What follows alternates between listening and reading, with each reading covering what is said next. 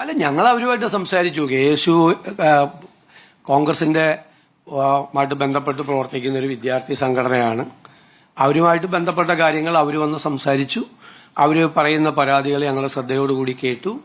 അതിൽ ഗവൺമെന്റിന്റെ ഭാഗത്തു നിന്നുള്ള ക്ലാരിഫിക്കേഷൻ എന്താ അതിന്റെ കാരണം എന്ന് അവരോട് വിശദീകരിച്ചു.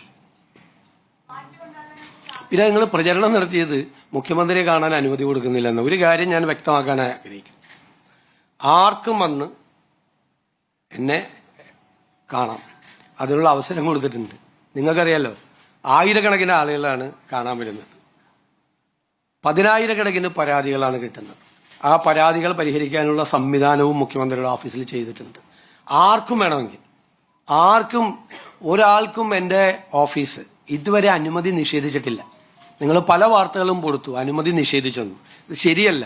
കാരണം ഒരു വ്യക്തിക്ക് കാണാൻ പറ്റാവുന്നതിൻ്റെയൊക്കെ അപ്പുറത്താണ് ആളുകളെ കാണുന്നത്. തീരെ സാധാരണക്കാരും പാവപ്പെട്ടവരുമായ ആളുകൾ കേരളത്തിന്റെ വിവിധ ഭാഗങ്ങളിൽ നിന്ന് വരികയാണ്. വിവിധ സംഘടനകളെ പ്രതിനിധാനം ചെയ്തുകൊണ്ടുള്ള ആളുകൾ വരികയാണ്.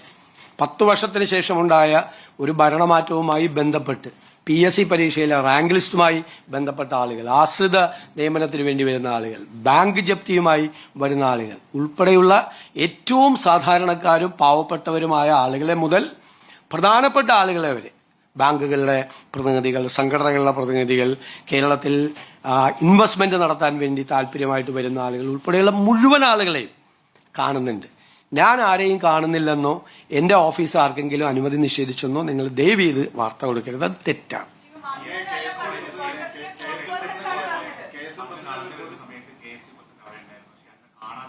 ഞാൻ അദ്ദേഹത്തെ കണ്ടില്ലല്ലോ.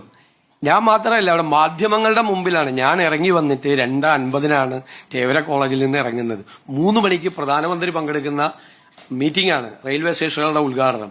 2:50-ന് അവിടെ നിന്ന് സ്റ്റാർട്ട് ചെയ്താൽ 3 മണിക്ക് കൃത്യം എത്തുള്ളൂ. ഞാൻ ഏറ്റവും വേഗത്തിൽ, വളരെ വേഗത്തിൽ നടന്ന് വണ്ടിയിൽ കയറി അവിടെ എത്തുകയായിരുന്നു. KSU പ്രസിഡന്റിനെ കണ്ടു കഴിഞ്ഞാൽ എന്റെ ജില്ലക്കാരനായിരുന്നു, എന്റെ ജില്ലയിലെ KSU പ്രസിഡന്റ് ആയിരുന്ന ആളെ കണ്ടിട്ട് ഞാൻ മൈൻഡ് ചെയ്തില്ല എന്നുള്ളൊരു വാർത്ത. ഞാൻ നിൽക്കുന്നൊരു ഫ്രെയിമിൽ അദ്ദേഹം ഉണ്ട്. ഞാൻ പിന്നീടാണ് കാണുന്നത്.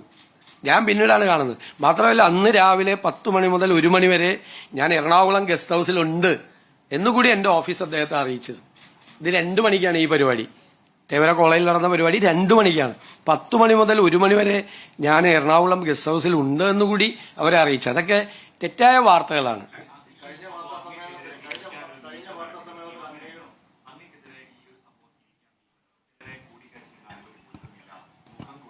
അതല്ലേ ഞാൻ വളരെ ക്ലിയർ ചെയ്ത് പറഞ്ഞത്. ഇനിയുള്ള കാലത്തേക്ക് കൂടിയല്ല പറഞ്ഞത്. ഒരാൾക്കും അനുമതി നിഷേധിച്ചിട്ടില്ല, ഞാനോ എന്റെ ഓഫീസോ. നിഷേധിക്കുകയില്ല. ഒരു കാരണവശാലും എല്ലാവർക്കും വന്ന് കാണാം. ഞാൻ അതുകൊണ്ടല്ല, ഹിന്ദു ഐക്യവേദിയുടെ ആളുകൾ വന്ന് എന്നെ കണ്ടപ്പോൾ അത് വിവാദമാക്കാൻ ശ്രമിച്ചു. എല്ലാ സംഘടനകളിൽപ്പെട്ട ആളുകൾ വന്ന്, ഇന്നിപ്പോ SFIയുടെ പ്രതിനിധികൾ ചോദിച്ചിട്ടുണ്ട്, അവസരം ചോദിച്ചിട്ടുണ്ട്. NGO യൂണിയന്റെ ആളുകൾ വന്നിരുന്നു, KSTയുടെ ആളുകൾ വന്നിരുന്നു, അവരുടെ ഗസറ്റ് ഓഫീസേഴ്സ് അസോസിയേഷന്റെ ആളുകൾ വന്നിരുന്നു കാണാം. എല്ലാവർക്കും അനുമതി കൊടുക്കുന്നുണ്ട്. എല്ലാവർക്കും അനുമതി കൊടുക്കും. MLA-മാര് എല്ലാവരും വന്ന് കാണുമല്ലേ. അങ്ങനെ ചെയ്യാൻ പാടില്ലല്ലോ. അങ്ങനെ നിഷേധിക്കപ്പെടേണ്ട ഒരു സ്ഥലമല്ല.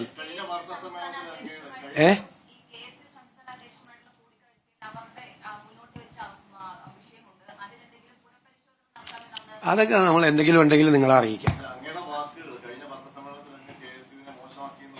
ഞാനങ്ങനെ പറഞ്ഞിട്ടില്ല. നിങ്ങൾക്കറിയാലോ.